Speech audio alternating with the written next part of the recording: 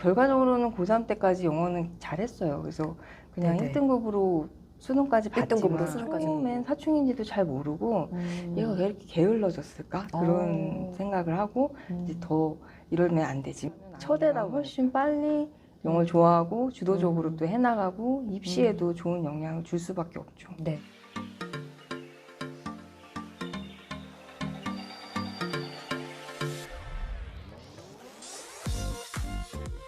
안녕하세요. 저는 유튜브, 블로그, 인스타에서 안녕 은주씨로 활동하고 있는 두 딸 자매의 엄마고요. 저는 바다별쌤 엄마표 영어 하면서 좀 힘들 때 많이 질문하면서 선생님 알게 됐는데 제 피드를 좀 보시고 유튜브를 한번 해봐라 막 이러셔서 그러면서 전 선생님하고 더 이렇게 소통을 하게 돼서 저는 좀 즐겁게 시작을 했어요. 그래서 유튜브도 하고 그러면서 정말 잠자고 있던 블로그도 쓰고 인스타도 하고 하면서 아이하고의 일상을 나누고 뭐 그런 걸 하고 있습니다.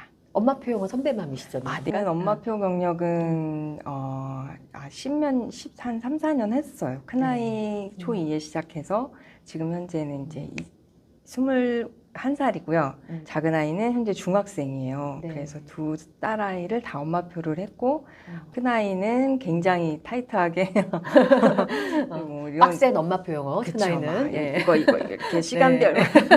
이런 걸 했고 작은아이는 이제 성향상 자유롭기도 하고 큰아이한테 지나면서 느꼈던 게 있어서 굉장히 자유롭게 진행을 했었어요. 네, 그래서 오늘 엄마표 영어 이야기도 좀 편안하게 네. 나눠주시면 좋을 것 같아요. 네. 네. 후회되는 점 있으면 좀 얘기해 주시면 좋을 것 같아요. 제가 엄마표를 하면서 이제 그때만 지금처럼 정보가 많을 때가 아니라서 이제 방법이란 뭐 청권을 다 읽어야 된다든가 뭐 노출 3시간 지켜야 된다든가 이것 때문에 아이하고의 씨름을 근데 성향이 있는데 사실은 영상보다는 책을 좋아하는 아이였는데 안 돼, 영상 꼭 이만큼 봐야 돼요. 그런 걸 했던 거. 그러니까 사실 엄마표라서 아이한테 맞춰줘서 아이표를 해줘야 되는데 왠지 이대로 이렇게 탁탁탁 해가야 뭔가 어느 일정 수준이 된다고 생각하고 그거를 그쵸, 좀 그쵸. 강요했던 거가 좀 있고 이제 고학년 올라갔을 때 중등 준비를 조금 해줘야 되는데 아이가 원서도 막 이렇게 읽고 발음도 너무 좋고 하니까 이렇게 하면 되나 봐 이렇게 엄마표를 했는데 내가 문법적으로 이렇게 들이미는 게 그게 뭔가 이렇게 하면 안 될 것 같고 뭔가 엄마표에 대한 배신이라면 좀 그렇고 뭔가 이렇게 퇴색한다 그동안 해왔던 게 뭔가 없어지는 그런 느낌이 좀 있었어요. 그래서 그때가 중학교 때쯤 이제 막 올라와서 이제 중1 문법 올라갈 수업하고 때쯤. 할 때. 네, 맞아요. 그래서 네. 저희 아이 때만 해도 중1 되자마자 바로 시험이었어가지고 시험을 볼 때 이제 이미 교과서 내용이 워낙 단촐했으니까 이걸 가지고 뭐 얼마나 뭐 이렇게 했는데 시험은 다르더라고요.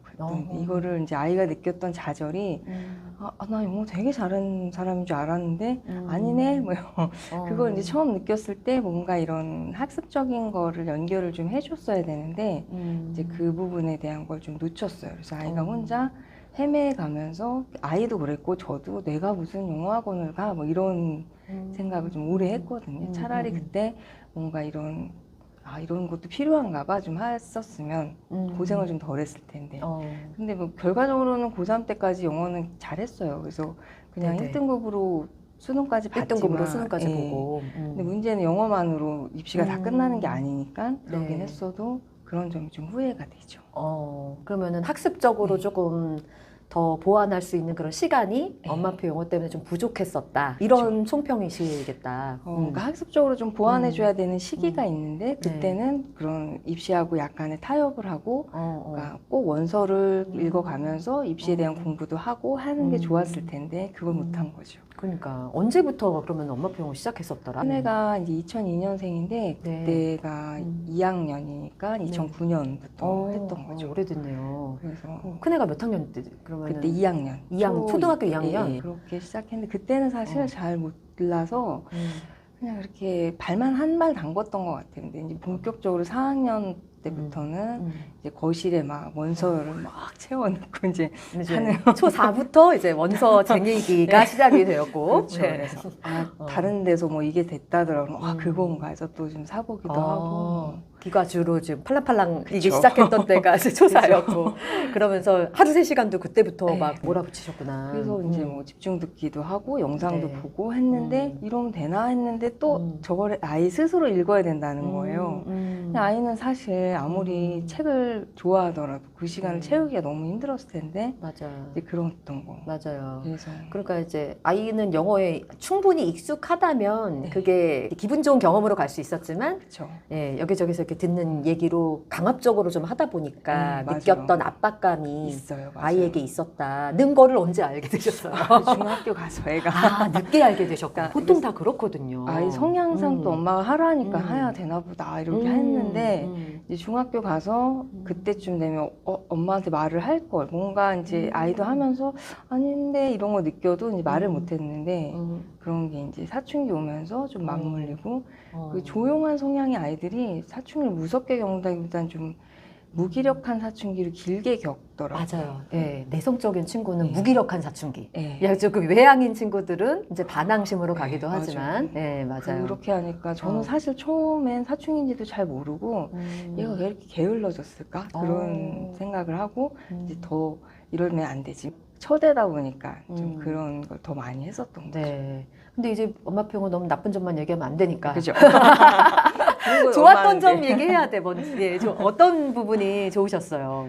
아이한테 무엇보다 이제 공부 자존감을 줬던 게 이제 학년이 올라갈수록 테스트를 계속 보잖아요. 학교든 학원이든 보는데 네. 아이한테 늘 마음속에 내가 이걸 하나는 정말 잘하지 이걸 갖게 해줬어요. 그래서 근데 이 모국어 습득하는 이 방법으로 하는 거를 다른 언어를 대할 때도 그냥 이렇게 시키지 않아도 자기 스스로 적용을 하더라고요. 다른 뭐 네. 과목? 언어? 언어. 그러니까 고등학교 때 이제 제2외 국어를 스페인어로 했는데 그것도 똑같은 방법으로 하더라고요. 듣고 많이 듣고. 그래요? 그래서 이제 문자를 제일 나중에 접하고 그걸 새롭다. 계속 듣고 말하고 막 이렇게 스스로? 하더라고요. 네. 시키지도 않았는데 그쵸. 스페인어를. 맞아요. 근데 스페인어는 또 특히 뭐 도움받고 싶어도 사교육 학원도 없고. 없죠.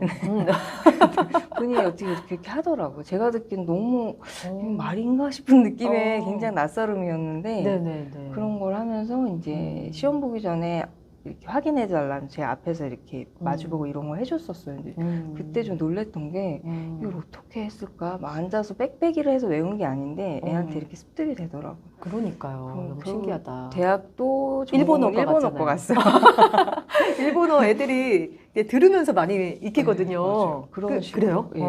또 이 아이들 세대는 한자를 안 배웠거든요. 그러네. 그래서 한자에 대한 지식이 너무 없고 그냥 한자어 그냥 이렇게 맞추는 이런 수준이었는데 일본어도 이렇게 똑같은 방법으로 하더라고요. 그래서 이제 좀 듣고 말하기 정도는 어느 정도 효과를 많이 본 거죠. 어느 정도가 아니라 많이 보셨죠. 그렇죠. 영어도 계속 1등급 영어도 했으니까. 그렇죠. 영어도 괜찮게 본인 스스로 이제 어디 가서 말하고 뭐 그런 건 괜찮고 지금은 어디 가서 외국인하고 얘기하고 하는 거에 별 부담 없고. 그렇죠. 네. 엄마 표현 성공하신 거는 맞는데 그런데 이제 기본적으로 우리가 이제 연마 표현어를 하는 목표를 입시로 둔다라고 그렇죠. 했을 때는 약간 그런 아쉬움인 거잖아요. 현실적인 아쉬움. 하지만 지금 이제 아이가 어떤 태도라든지 스스로 주도적으로 어떤 그러니까 언어를 공부하는 태도라든지 그리고 해외에서도 막 공부하고 싶어하고 스스로 그렇죠? 이렇게 스스로의 어떤 그런 동기를 만들어줬다라는 측면에서는 저는 그냥 이거는 넘사 아닌가라는 생각을 하긴 해요. 그러니까 학원 가가지고 이런 방식으로 아이들이 스스로 주도하는 언어가 쉽지가 않잖아요. 그렇죠. 거의. 그러니까 아이가 이 외국어에 대한, 그러니까 영어 특히 영어에 대한 부분이 별 두려움이 없으니까, 그러니까 다음 스텝에 대해서 이제 나 영어 못해서 못 가 이런 생각은 안 하는 거예요. 단지 다른 현실적인 문제, 경제적인거나 이제 학교를 휴학을 하고 가야 된다든가, 뭐 이런 거에 대한 부분이 그런 거죠. 맞아요. 그러니까 엄마 표현을 너무 오래 한 집들은. 경제력 때문에 나중에 또 고민을 하시더라고요. 왜냐하면 애가 너무 잘하니까 해외에서 하게 해주고 싶은데 그게 안 되니까 나중에 그게 문제지. 사실은 국내에서 언어 습득하는 걸로는 참 좋은 방법은 맞기는 맞잖아요. 근데 제가 큰아이가 이제 입시가 끝나고 느낀 건데 사실 그게 아무 끝이 아닌 거예요. 입시 아무것도 아니다. 그렇죠. 정말 중요한 문제인데 그쵸. 그거를 위해서 진짜 온 가족이 몇 년의 시간을 막 울며 불며 돈도 많이 써가며 했는데 이렇게 하면 뭔가 마침표를 하나 찍어줬다고 생각했거든요. 아이 인생에 뭔가 꼭 찍어주고 이 다음엔 모르겠지만 너가 잘하겠지 이랬는데 그게 전혀 아니더라는 거죠. 그렇죠. 이거를 그냥 정말 아이가 지나가는 과정 중에 하나라는 거를 입시가 끝나고 느꼈어요. 오히려 고등학생 때 몰랐던 아이의 장점이 오히려 성인이 된 아이를 보면서 좀 느꼈던 거죠. 대학생이 오히려 되고 나서야 아이에게 새로운 모습을 더 발견하고 아이의 새로운 잠재력 같은 거. 그렇죠. 뭔가 굉장히 막 내성적이고 해서 그렇게 겁이 많아서 어떡해? 그랬는데 뭔가를 해외여행도 혼자 가보고 싶다든가 그러면 이제 떼쓰지 않고 본인이 벌어서 가는 방법을 찾는다든가 스스로 알바해가지고 그렇게 해서 가서 정말 1학년 때 갔던 이제 유럽을 2학년 때 갔나 봐요. 근데 갈 때는 저는 진짜 20만 원 줬어요. 가서 뭐 사 먹어 그리고 나머지 이제 항공 뭐 이런 다 알아서 해서 그때 한 달 갔다 왔는데 그때도 이제 갔다 오면서 아이가 그 안에서도 에피소드가 많았지만 그런 거가 이제 영어가 됐기 때문에 해결했던지 그런 상황들을 겪었었거든요. 그러니까요. 근데 이제 엄마표 영어를 하신 분들에게는 참 당연한 건데 이게 이 세계를 모르시는 분들한테는 이거 해외에 나가서 스스로 여행도 하고 대화도 되고 이런 부분들이 우리가 그렇게 수조 막 이렇게 영어 교육 시장이 이렇게 발달했는데도 불구하고 이거 안 되는 애들이 얼마나 많아요. 그거 생각하면은 이 가치는 그래도 분명 건재한 건데. 그래서 조금 이게 계속 갔으면 하는 그런 마음이 있으면서도 아쉬운 점은 너무 예전에 다시 정리를 해보자면 예전에 그런 일방적인 로드맵을 너무 따르다가 받았던 마음의 상처 그런 것만 조금 아쉽다. 근데 그런 의미에서 후배 엄마들한테 이런 부분 좀 신경 써 주시면은 더 이렇게 엄마표 영어 잘할 수 있을 것 같다라는 거 있으시면. 전 그 얘기 꼭 해드리고 싶어요. 그런 정해진 그런 건 아무것도 의미가 없고 몇 시간을 하던 어떤 방법을 몇 세에 또는 어떤 책으로 시작해서 다음 단계는 무엇이고 이건 아무 의미가 없어요. 그대로 지켜주더라도 원하는 만큼의 엄마의 그 마음에 충족될 만큼 안 나올 수 있고 그 과정을 거치면서 아이가 영어를 정말 싫어하게 될 수도 있고 그게 더 중요하기 때문에 사실 부모가 줄 수 있는 유산이라는 게 아이한테 보이지 않는 거 남겨주는 게 전 진짜 의미 있다고 생각을 하거든요. 그래서 그런 거, 그러니까 엄마가 죽고 없어도 정말 이 사람 몸 안에 가지고 있는 뭐 가치관이나 이런 게 사실 엄마랑 부대끼면서 10대에 만들어 놓은 게 굉장히 크다고 생각이 들거든요. 그러니까 이거를 엄마하고의 그런 관계가 나빠질 만큼 의미를 두지 않아도 된다. 그리고 사실 아이가 좋아하는 길을 따라가 주면 그러면 이제 엄마가 제시하는 거지 이 길을 끌고 멱살 끌고 갈 수 있는 길이 아니니까 그렇게 해준다면 아이가 훨씬 빨리 영어를 좋아하고 주도적으로 또 해나가고 입시에도 좋은 영향을 줄 수밖에 없죠. 아이고 어쨌든 너무 감사해요.